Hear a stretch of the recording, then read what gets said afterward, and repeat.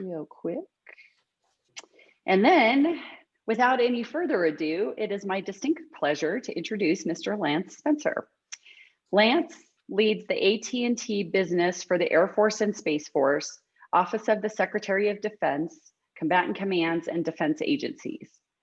He is responsible for identifying, aligning, and developing AT&T and partner capabilities to meet Air Force, DoD, joint and coalition global operating needs to improve operational availability, cybersecurity, resiliency, and cost.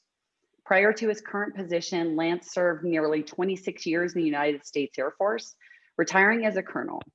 He held a variety of key leadership positions in the Air Force, both CONUS and overseas, including headquarters, United States Air Force at the Pentagon, several major commands. He stood up the Communications Directorate at the Air Force Component Command, Joint Task Force J6, Expeditionary Group Commander, and Squadron Commands, both in garrison and deployed. Lance earned a bachelor's degree in electrical engineering from Tulane University, a master's degree in engineering with a business minor from the University of Nebraska, and completed Air War College. He is a member of the board of directors for Cyber Patriot, and he is also an author and a public speaker. Several of his articles have been printed in industry publications, and he has spoken at numerous industry events, including ours. Thank you very much. So please join me in welcoming Lance. Thank you, Vanessa. And I'll pull my slides up here while I'm kind of kicking off a little bit. And thank you, Katie, for the intro. Can you see my slides, Vanessa? We're good? Okay. Yep, we're good if you want to go presentation mode. Yeah. Okay, cool, thanks. Yeah, it's always strange to hear your own bio. And so thank you for being kind about that. And it's always fun to follow Katie. That was a nice little trick there, Vanessa, lining us up together. Thank you for that. In a virtual environment, I talk to Katie sometimes multiple times a day, but I haven't seen her face in a while, so that was kind of nice too. We typically don't use the video, so it was really nice. And so thanks for the intro. Thanks, Jim Appleyard and Vanessa and everybody for inviting us. It was really great to see a lot of the names popping up on the screen, a lot of old friends from 2 careers over the years coming together, and a lot of shared experiences. I wish that I was there with you in person. I know in Colorado Springs you hear that a lot, but I do really wish that.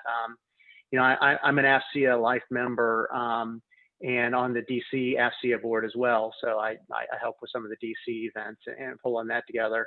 But I actually was an officer on the Rocky Mountain chapter many years ago. I spent 3 years in my career in Colorado Springs doing IT infrastructure. And then my job was to chase General Woodward around when he was the J6 for NORAD, US Space, and Air Force Base, SC. So I don't even know if 1470 is still in operation, but I spent a lot of time there and other places. And I was the military membership chairman for the Rocky Mountain chapter for a couple years also. So really appreciate what y'all do. Sorry we're not going to see each other in person for the Cyber Symposium, but we, as I'm sure many will, be there virtually and in full force. So you guys put on great events, so thanks for including me in that. I was really flattered. I'll tell you, being an AT&T guy, I've got to make one quick disclaimer because the lawyers make me do it. Many of you may know we're in the middle of, or some of you may know, we're in the middle of the auction 107 C-band auction. And so there's a quiet period going on with that. And so if there were to be any questions on that, I cannot answer those. Since you're recording, I'm on record now for having said that. And so I'll step through a deck and I'll amplify the slides as we go through it. I appreciate you all sharing the questions and putting questions out up front. They were fantastic. I want to leave some time for some questions as well. So I'll do a little bit of a combination of maybe trying to lean in a little bit on some of the ones you shared up front, but happy to dialogue further along with that. So just a quick look at the agenda. I was asked to talk about ITAS, 5G, and FirstNet. So we'll touch on those things with a little bit of a precursor and perspective on where I'm coming from with some of the comments. I did want to share, though, with Katie talking about some of the things we've been involved in. The last 10 days have been interesting being in DC, and I'm right across the river in Alexandria. So if I walk about a half a block up the hill, I could see the Capitol and the Washington Monument. And we've been very busy working with many agencies getting ready for the inauguration. And it's been really exciting and insightful. We're close enough that last night, if any of you saw the fireworks in the inaugural event, I heard them. They were shaking my windows. And at first, you know, being a military kind of guy, I was like, uh-oh, because we didn't know that there were going to be fireworks that loud. It was really impressive. We could see the lights lighting up the sky on the horizon. So fireworks like we've never seen before in DC. It was pretty neat. But after the last 2 weeks, it was kind of surprising to hear some booms. So a little bit of perspective just to kind of ground us out. And part of how I like to approach presentations like this is I kind of like to start with how my own journey after the Air Force proceeded, and some of the things that I learned along the way. And part of what I learned was, you know, that scale and investment and how much data is carried and how to deliver it like that, what it really takes to do that. You know, there's some factoids on here. A stunning one is, and this number changes daily in the lower left corner, 423.5 petabytes per second of data carried on our network on a given day, which is monstrous. When I joined AT&T 2012, that number was 35 petabytes a day. So in just about 9 years, it's grown by an order of magnitude and then some.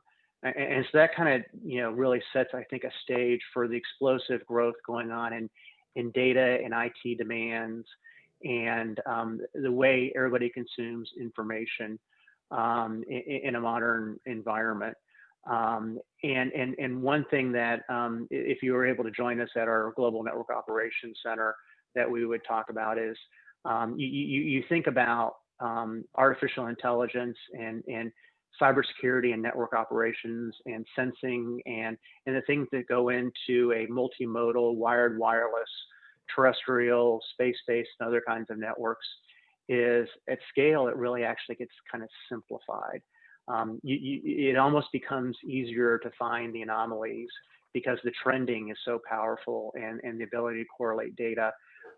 Most of what we do, honestly, doesn't exist on the open market because of the scale we're doing it at, but we work across the ecosystem of partners and companies that are big in the network business to come together with what we do and how the tools interoperate and how we kind of sometimes have to amalgamate them together with their help to come up with the visibility and the assurance for delivering at that kind of scale.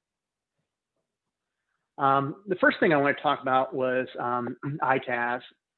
And some of you may have seen a very close version of this slide.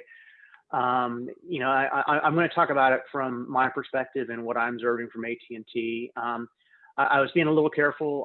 You know, I didn't want to step on the Air Force's and the Army's toes with what they're doing with their programs and misspeak on that front because they've got some things going on. And I want to make sure that I'm not portraying, you know, their views necessarily or anything, but I do have some perspectives from where we're at in where we're going, what we're accomplishing, and some things that are openly available that I can kind of pull together and share with a group like this of what's going on with the enterprise IT as a service risk reduction efforts that we're participating in. both the Air Force and the Army have a very similar slide that looks like this. As I mentioned a minute ago, I think that one of the key things that the DoD is trying to accomplish as they proceed with ITAS is digital transformation. And you've got to have an agile, robust, available, resilient, all the words that we all use, reliable, IT infrastructure to be able to deliver that. And as we saw with the demands that are being placed on data and operations in the previous slide, as an example, the need for that is only growing. And many of us have served in uniform. We all serve the DoD in many ways. We understand that delivering performance at cost with the right user experience, with the right SLAs and outcomes is tough to fit together. And so part of what we bring is our experience working in the private sector and the commercial environment, delivering global capabilities at scale that we do for major clients that, many names you've probably heard of. I won't name clients, but the demands tend to be fairly similar. You've got the military uniqueness of classification, but you've got data sensitivity and IP and data rights and protection and things like that transcend many sectors. It's how you go about doing it, whether it be at the infrastructure, application, or data levels, or all the above, or other ways to protect information, and the rigor and the hardening that goes into some missions and some of the other things. But at the foundation, much of it is the same.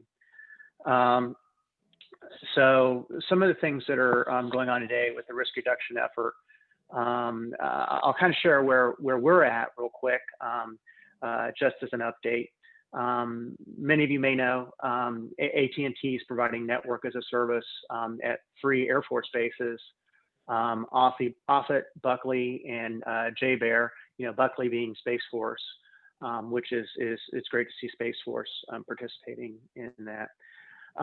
We've migrated 100% of our user traffic to the network as a service, AT&T network, and we've completed a voice pilot at Offutt. And we've begun the software-defined base area network transformation for some key locations there also at Offutt. The 5G rollout is underway at all 3 locations, and we're underway with the planning to deliver Wi-Fi at all 3 of those NAS bases also.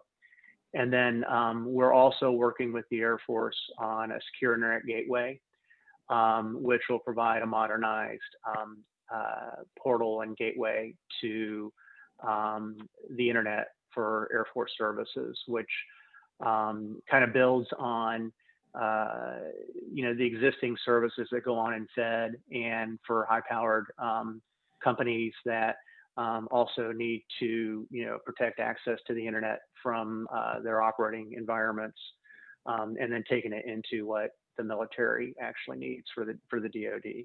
So all pretty exciting things. We're also participating in the Army ITAS risk reduction effort. And maybe I should back up and just explain real quick.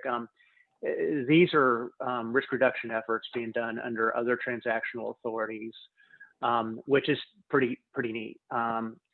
Risk reduction, it's really about mutual learning. It's about helping the Air Force and the Army understand what it takes to approach IT services this way, work through what it takes to accomplish it in a controlled collaborative environment, and help us across the participating companies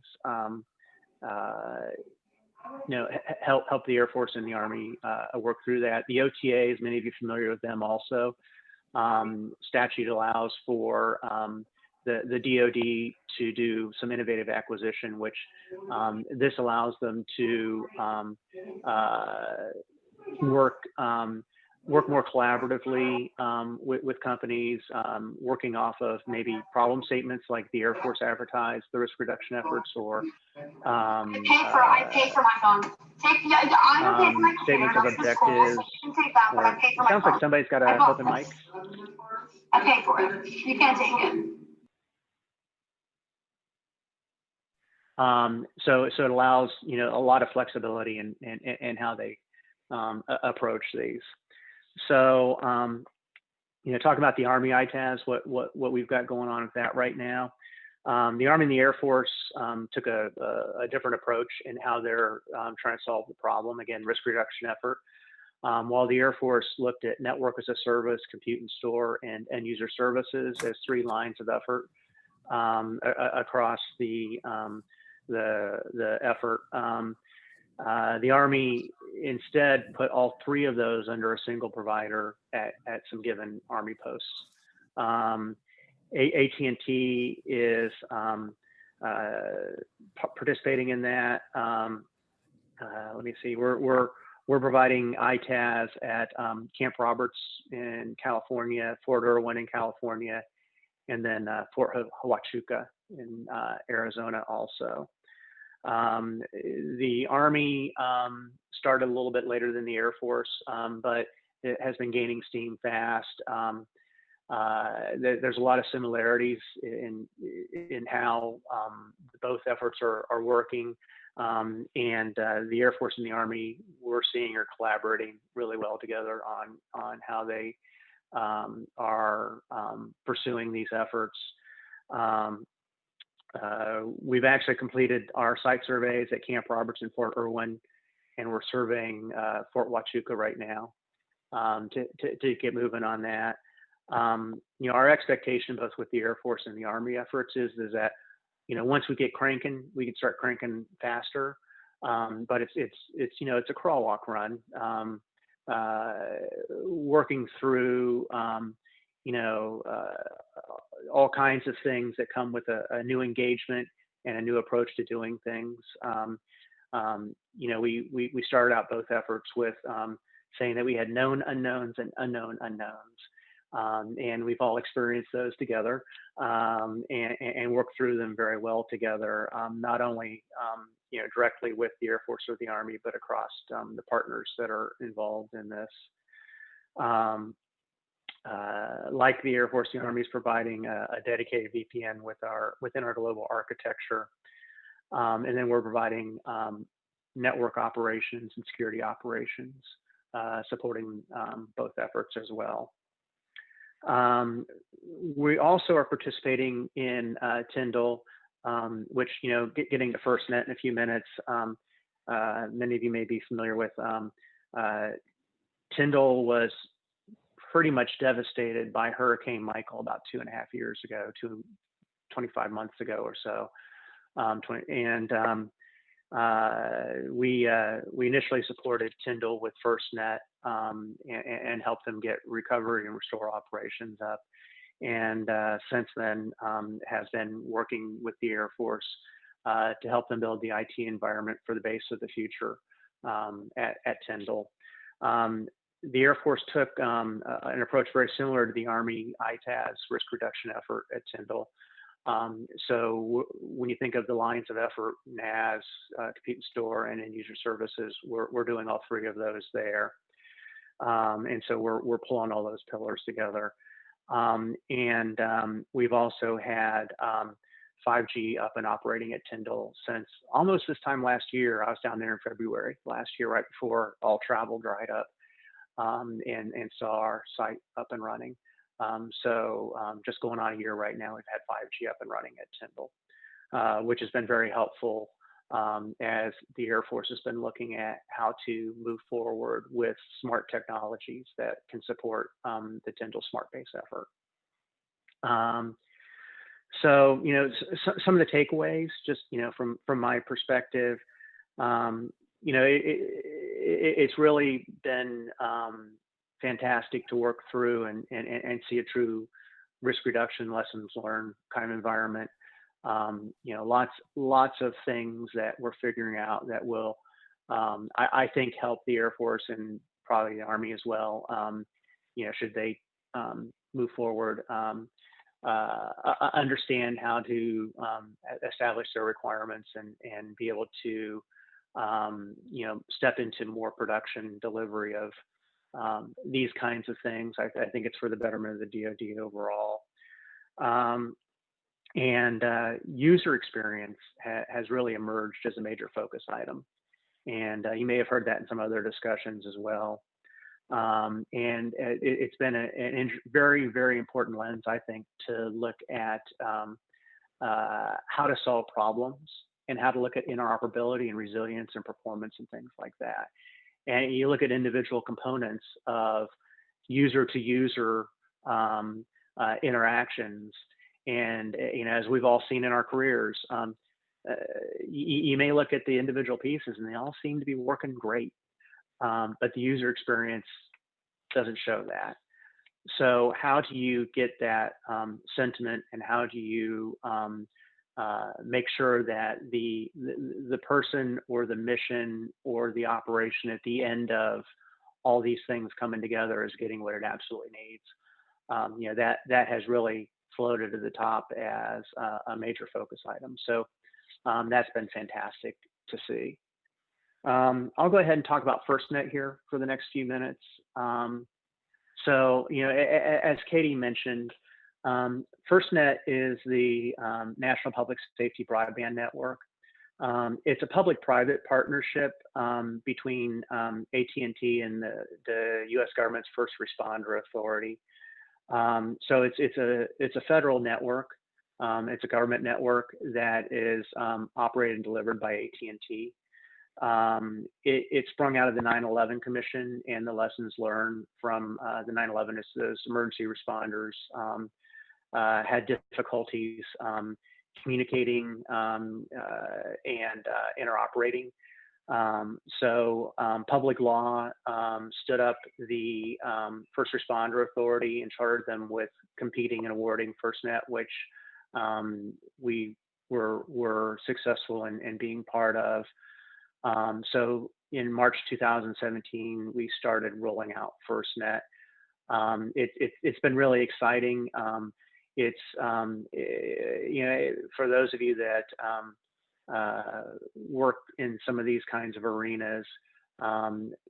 So the federal government can do all they want for Fed, but they can't tell the states what to do in some ways. They have ways of convincing them, but the states had to adopt FirstNet. So all 56 states and territories did opt in and adopt FirstNet as their public safety network also.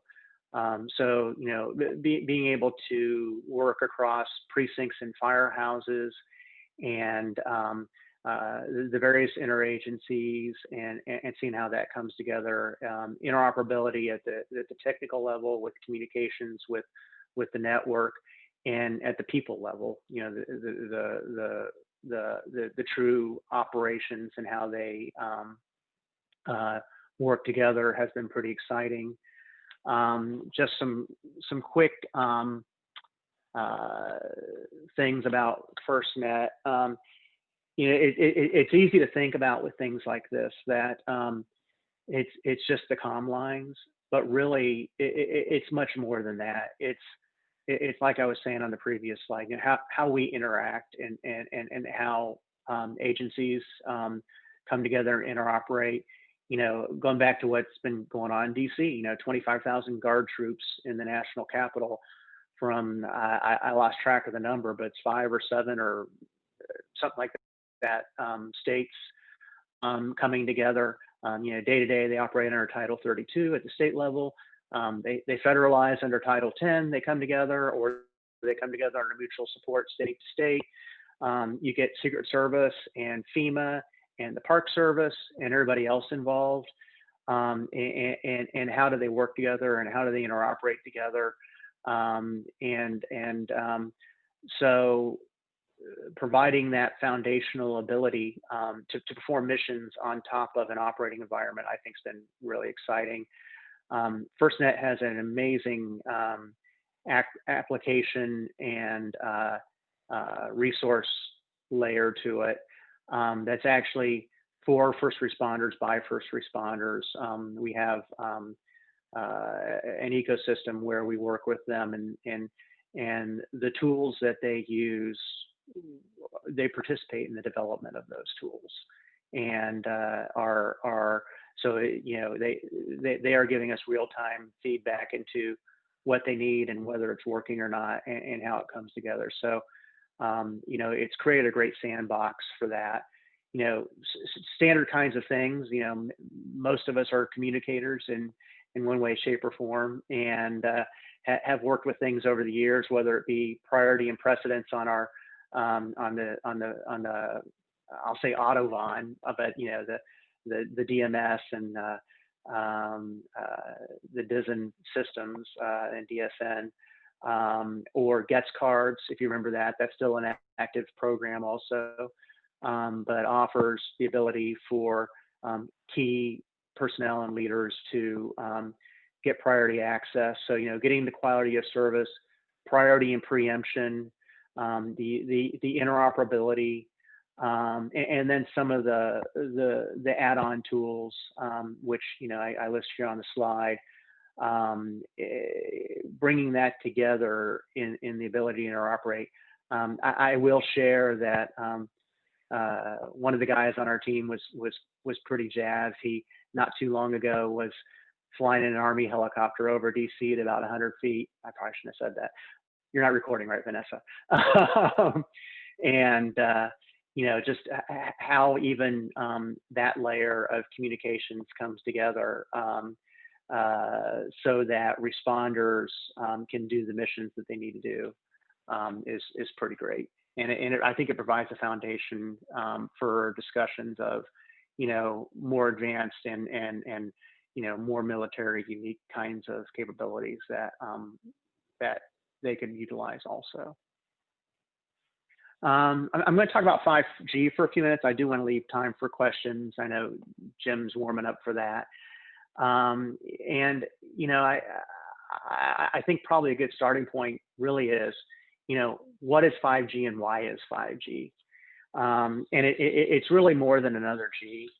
And at the consumer level, I think it's perceived as, and it is, not just perceived, it actually is, higher speed, higher capacity, faster apps, lots of things like this.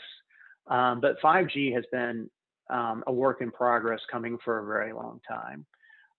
It's very standards based. It's there's a global operating standard called 3GPP, and 3G is kind of where it started. There's governance globally on how those standards work. We participate, many others participate in how that comes together, and then do our part in how we implement it. But some of the key tenets of 5G is that you may be hearing about is ultra low latency. Less than 10 millisecond round trip latency expected, and that's really where like autonomy comes in. That's where driverless vehicles come in, where you need that kind of a response time, where those kinds of services or systems are making real-time operational fine tolerance kinds of decisions. Ultra low reliability, or ultra low, just delete that. Ultra reliability, because of the way the infrastructure is built out, and the ability for it to be resilient and self-heal is important. 5G is going to be and is deployed on lampposts in the corners of buildings, and all kinds of structures besides the classic cell towers that you're used to seeing as you drive down the highway and through cities and things like that. Massive IoT connectivity. There's different predictions on this. One of the ones that I've seen is 50 billion with a B connected devices by 2025. So you think in 4 years, 50 billion connected devices. And, you know, you just look at your house. You know, many of us, I'm included in that, have all kinds of connected things. You know, just, you know, I think about just my personal devices between home and work. You know, there's about a dozen things right there. And then you think about thermostats and sensors for your security system, and you multiply out times people, times businesses, times global, times all kinds of stuff. And you could see how you can get to that 50 billion connected devices really quickly. But you think about the monitoring and the performance and the resilience and the AI just to manage the complexity of all that, and then deliver the service with the ultra low latency and the ultra reliability. It becomes really amazing thinking about the scale of how that comes together. And then the ultra high speeds, you know, I mentioned that. And I'll talk about how we achieve that here in a minute. But that's based off of some millimeter wave technology. I'll talk about in a minute also how 5G is built to be backward compatible with LTE as well, which you did not see in previous stuff as much. You know, 3G kind of it's its own thing. 4G and 4G LTE is kind of its own thing. You know, 5G being able to coexist with LTE and interoperate is important also for providing those services. You know, real quick look at 5G and how you achieve the things on the previous slide. There's two major pieces to that. One is at the top, you know, broad coverage. And you think probably more rural areas, less dense areas, where you may not have, you know, people stacked on people and things stacked on things, but you need to get 5G services and capabilities at a broad range, at a price point, at an affordability level. This is where you bring in the mid bands and the low bands, where you really get the capacity and speed like you see primarily in the outer turquoise kind of colored, if it's coming through that way for everybody's circle. And then the really high speed that you see, and we call 5G plus, is millimeter wave. And that's where you really get the screaming, honking fast 5G performance and the quick turn time and responses. So you think, you know, New York City, Manhattan, you know, you got 5G planted all over the place with little, what we call CRANs. They're the little nodes you put on, you know, buildings and structures and lampposts and stuff like that, that provide that real densified 5G performance. You think that, you know, the operations centers of a military base, where you've got the high demands and the densification, major campuses, manufacturing facilities where maybe you've got a lot of automation going on, and you need that high performance. So that's kind of the difference between the two different characteristics and spectrum bands of 5G. And this is just another way to look at it. You know, you see at the top the millimeter wave, and you know, for anybody who likes to geek out on this, I'm one of them. You can kind of see, you know, where we're talking about in the spectrum band, as compared to the lower stuff where you're looking at the sub-6 broader coverage, interoperability with the LTE and the spectrum sharing that may be required as you work through it. And you can see some terms on here, and I'm not going to get too technical on this for time and for my own credibility, but you know, you see some terms on here. You know, CBRS, that's a citizens band network that some private 5G and networking will occur in as well. So I think that is the last. Oh no, let me cover two more things, and I do want to leave time for questions. Couple things that you'll be hearing about, I believe, that are really gaining steam as 5G moves forward. You talk about the scale and the complexity, and it really demands the ability to be open. And really, I think of open as being kind of a melting pot. Also, it allows the broadness of where I think 5G is going to go over the years.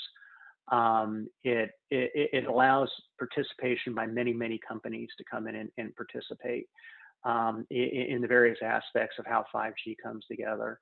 We're part of what we call the Open RAN coalition. It's the Radio Access Network is RAN, and I'm not going to do the engineering breakdown of the thing at the right, but it shows basically along the left-hand side the different components that come together at an architectural kind of OV1 kind of or AV1 kind of level, with the orchestration across the network and the automation at the very high level, and then when you really get into the various 5G control segments and controllers, how the open and frankly virtual software-defined aspects of the infrastructure deployment come into play.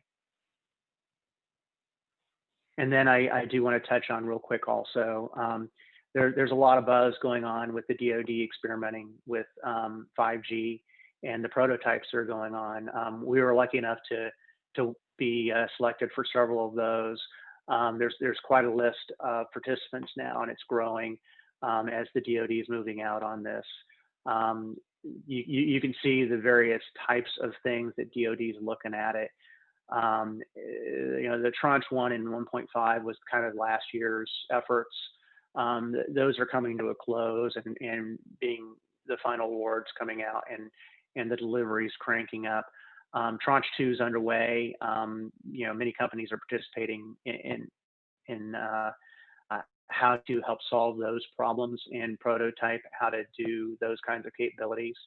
And then Tranche 3 is coming also, as they continue on the pace of this. I won't get too much more into that. I will say that this is, really impressive to see DoD taking such a leadership role and putting money behind it to try to cultivate 5G by bringing out these use cases, bringing companies together to promote innovation and collaboration. And, frankly, DoD's gone from 0 to 1,000 about the last 18 to 24 months, really taking a hold of this. I'll share one caveat is that, and maybe some people with this will resonate with as former communicators, as important as all of this is, getting the infrastructure in place is important too. And there is a growing gap on the bases between the cellular and 5G experience that people experience outside the gate versus inside the gate. And so we, and I'm sure others, are working with DoD to help be more aggressive with that, because none of these will scale beyond prototype if they don't have the way to connect and bring them to where the missions are happening. So that's a major component also, I think, for bringing 5G to DoD. Just a quick quote. So I'm not going to really talk to this. I realize that we're down to about 10 minutes left, and I want to give some time for some of the questions. So with that, Jim, you on the net? You got me queued in there, Lance. I appreciate that. Yeah. So let me ask some of the questions, and I'll kind of go in order of kind of how you presented a little bit. Okay. What are the most salient lessons learned from the Air Force Enterprise IT as a service as part of the risk reduction, you kind of explained a little bit about the user experience as the major focus item, the kind of the interoperability. Is there something beyond that that's, kind of one of those lessons to teach potentially for somebody either out there that's running this? Your cue. Yeah, thanks. One of the things I'll often say when trying to solve a problem is don't reinvent the wheel.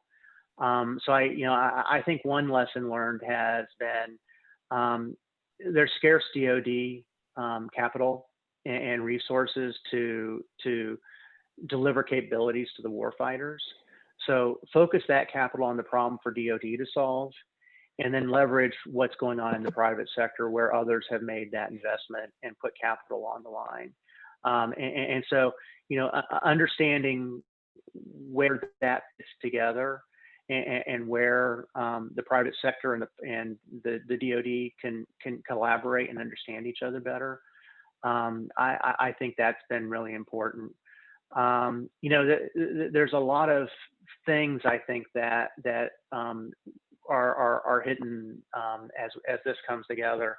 One is scale. Scale is important. Solutions need to be able to scale. We're seeing missions operating across scale. It's not a local thing anymore. So you're not connecting airmen and soldiers and sailors and Marines, across the hallway. You're connecting them across the globe. So the ability to have an interoperable and with minimal seams environment to come together, I think is really important.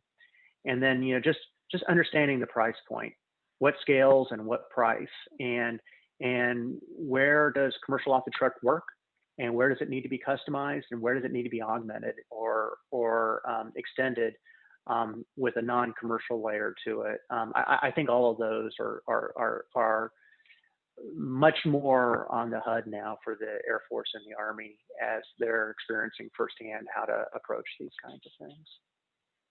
Good. All right. One other one for the enterprise IT as a service is how does small business get into your job or get and support AT&T as a service model when you deliver to either the Air Force or the Army? Yeah, thanks. That's a fantastic question. Small business is key. And I think there's several ways. One is the very direct traditional way. We get together and figure out where the fits are and deliver. I think that personally, and I've experienced that a lot of capability can come from small business, it's an important component of delivering capabilities.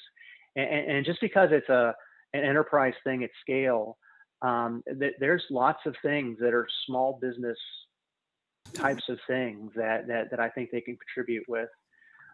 For us, there's probably two other ways. One is, just at the commercial level of AT&T, we work really closely with small business also. So there may be people on this call that frankly are part of that ecosystem also. So even if it's not direct to market kinds of things, to keep the engine running, there's a lot of pieces to it. So that's another avenue. And then third, there's a lot of innovation and creativity that goes on in small business. And we, like I believe other major companies, work to partner with those small businesses and figure out how to take those great ideas. And what we do is we bring investment and we bring the ability to scale.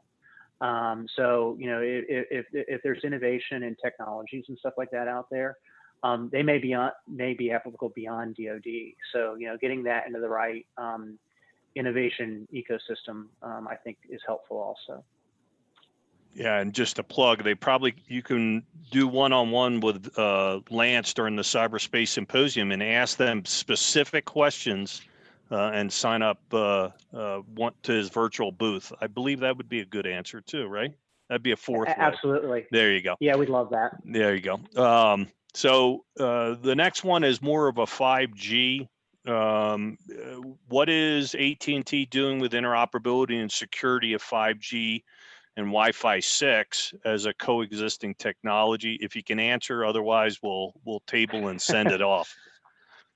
I don't know if I can give a specific answer, but I can share that security is important. One of the things I've learned, on this side of life, working for a company like AT&T, is the brand's important, and a lot of investment and smarts goes into looking at those things and anticipating those things and solving those problems. And I've gotten some glimpses behind the curtain into how we partner with the players across the industry to come together and build alliances on how to solve those kinds of problems. So I don't know the specific answer to that problem, but I do know that security and trust and confidence is really important. And we definitely work internally and with our partners to identify and make sure those are mitigated. Yeah, and a little bit of a hard question in a sense of the major risks with 5G. A lot of us dealing with some of the limitations of some of the Chinese telecommunication companies and all the rest. What are the major risks that we should at least be aware of regarding the use of 5G? I know you're kind of doing a test bed as part of your enterprises and IT or IT as a service at Offutt. Is any consideration being done by AT&T at that level with the rollout? Yeah, absolutely. And so, we are really proud of our supply and vendor ecosystem, and we do not have Chinese components in our network. And we've got great assurances built into the processes to make sure we're living up to that. Because at the end of the day, we're an American-owned company, and we want to make sure that we're operating in good faith, and as part of the national critical infrastructure, making sure that there's trust and reliability. And there's all kinds of missions we support that are part of the national level community, and having that trust and that compliance and that assurance is really important. When I think about the risks within 5G, I think about the risks without 5G though also, and how 5G is here. The adversaries are going to be using 5G. So how does DoD embrace 5G? Getting the right coverage, working with the right partners to do those things. I always have been a believer in risk management and risk mitigation, and so I think that it's important to do our homework. It's important to ensure trust. It's important to verify some of that trust in various ways also. But I caution against having that make the DoD move too slowly, because globally people are moving, and we've all seen how long it takes to fabricate and pivot and turn the carrier battle group called the DoD to bringing capability online. So I think the faster we work through any concerns to get to the point where capability is in the pipeline and on its way to the warfighter, the better everybody is. Perfect. I won't ask you any FirstNet online, so I'll do it offline since I deal with it as well as the others. But I'm going to turn it back over to Vanessa and let her take it from there.